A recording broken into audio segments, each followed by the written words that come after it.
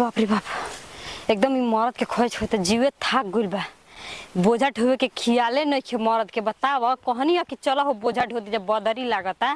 आय गेहूं के बोझा ओई खेत में पड़ल बा, सरसों भी ओई खेत में पड़ल बा, लेकिन उ दोगला के खियाल नहीं खे कि हाँ बोझा ढोवे के बा।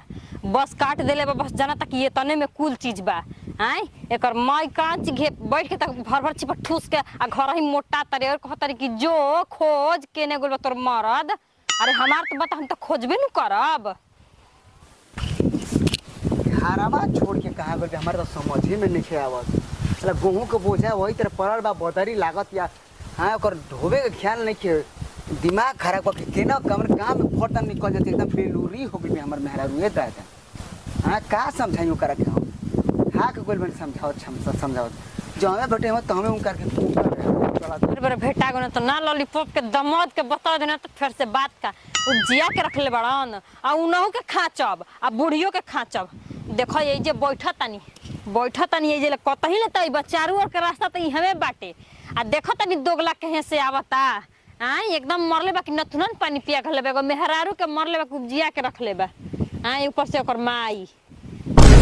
अरे आ तू ए जे के बैठल बे हम घर खोजतनी भेटा गइलो हो भेटा गइलो। हां घरे खोजतनी घरे खोजतलो दोगला घरे खोजतले। हां कतना तू डांटे लगल रे कहां गुले रे ना डांटे लगली। तू पहले हमरा बताओ ना तू कहां गइल रह?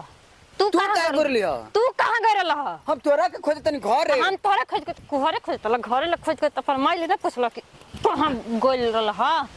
हैं पर माइले ना पूछलो कि कहां गइल बिया तो ऊ बताइहा कहां ले एगो में दुगो जोड़ ना दिया तो बताइहन कहां ले। हकड़ तनी तू गोर ले गांव में आ के हमरे पे हड़कतड़ी गोर नहीं गांव में रे दोगला बेदर लगता बुझा ना ढोई ओही खातिर हम तोरा से कहां से ना खोजिए नी कहां से ना खोजी हमट खाना में खोजी नी कि चल कंजना तक बदर लगा ईटावा सरियावे गोल बन ओइजा पता ना ओइजा पूछनी ह त कत एजा तो अइबे ना कल बना सुबह रही से कौन के गोरला कौन माई ओ गोला का जोर तले जो खेत में डायरेक्ट आवेला। अच्छा हमारे तो जांगर फटते बा भर भर चिपट ठूस के तू पलवा भर भर चिपट ठूस के तार माई पलवा घर आवे ओ खबी घर बनी। आए अरे जा हो हमरा मेहरा पागल ना था किस्मत माना कि भाग जाग गइल और हमार किस्मत फूट गरा कि तोरे सर मर कपारे मरद मढ़ा गइल। चल चल अब बराबर का चल जब दोनों आदमी भेटे गुल तो चल बोझा ढोल जाए चल चल तोरा ये भाई तू का एकदम चाहेली हमरा के रे ये चाहिए ना कि जब हम कहि ना त काहे ना करेला भोरा ही ना कहे कि देखो ए बार मोर में आदमी करना चाहिए। तू ही 12 बजे मोर मैदान करला कब बज गेले 11 ना बज गई तुरंत घरवा कोनी की चलो के लिया के चली आ तू भागल बनी होने ओहो अंडा सिखाए बच्चा के बच्चा चे बोल तने तोहार खिसा बा। हां